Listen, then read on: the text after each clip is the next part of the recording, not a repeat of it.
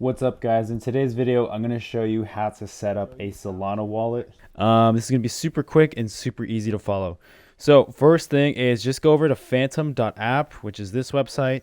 Click the Add to Chrome button. It's going to open up the Chrome store and just hit the Add extension button right there. After that, you can click this little puzzle piece and add the Phantom. You can pin it, and now it's going to show up in your toolbar. So now just select that. And you have two options. You can either create a brand new wallet or you can use a recovery phrase if you've already created a previous wallet. So we're going to create a new one. This is going to be your private keys. Do not show this to anyone. If people have access to this, they can access your entire crypto balance. So showing your private keys is just like giving away your credit card, your bank account information. So always keep them safe. Always keep it written down on physical piece of paper. Don't put it on your iPhone notes or take screenshots because those are all devices connected to the internet, right? So we want to keep this as safe and offline as possible. So make sure you write them down, have several copies. So go ahead and make a password right after that. This is just going to be used to log into the wallet. Once you're all done, you can just finish. And now there it is. This is what it looks like. It's got nothing in it right now, but as you can see, you have the option to add new wallets. So you can create a new wallet and create a new wallet, and you can create as many wallets as you want. And you can have multiple different wallet addresses controlled by the same set of private keys. So that's the thing with cryptography. And that's what makes it really cool with wallets. So some other features here on the bottom is this is where your NFT collectibles would be.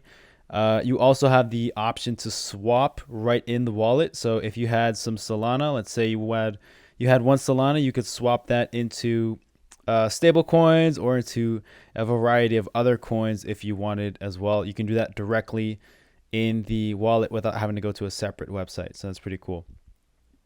This would just be your recent activity, and then in your settings you can change your password, you can export your private keys, and if you've forgotten your recovery phrase, you can just hit that and it will show it right back up for you. So this is going to be all your recovery phrase in case you lost them or forgot the piece of paper. So let me show you a wallet that's actually active and give you a little bit more in-depth look at it. All right, so here's a look at one of my wallets. This has some funds in it. As you can see, it'll show you the fluctuations between each coin and the daily price. So Solana's in profit today, so that's why it's green. And over here is the NFT tabs. Now, as you can see, I have a few NFTs. These are kind of random ones that I earned over time. And let me show you some cool details here. So for SolMe's, if I click this collection and scroll down, you'll see it'll have a short description with the website and the properties for each NFT. So each NFT has different traits and different properties that make it rare. So it's all nice and shown for you in the Phantom wallet, which is pretty cool. And we also, like I said, you have the option to have several wallets. So several wallets, you can have several different funds in there. And you can also swap natively within the wallet. So I'll swap some Solana for stablecoin, review the order, and it'll be done in a few seconds because Solana is so freaking fast. And once that's done, you should see the funds arrive in your wallet balance right here. So there it is. There's my USDT. And it'll be right here in my transaction history as well. This just happened right now. It'll open up the blockchain scanner and you can review all the confirmations and all the wallet stuff there as well. So what's really cool about Phantom is you can actually control the exact applications that it's interacting with. If you go into trusted apps, you can see all the websites this wallet has interacted with in the past. And if I wanted to remove access for some reason, right, maybe the website's gone down or I'm just not interested in the project, or maybe it's like a scam that I don't want my wallet to be touching, then you can remove those and revoke access. This is something that Metamask should have, but it doesn't have.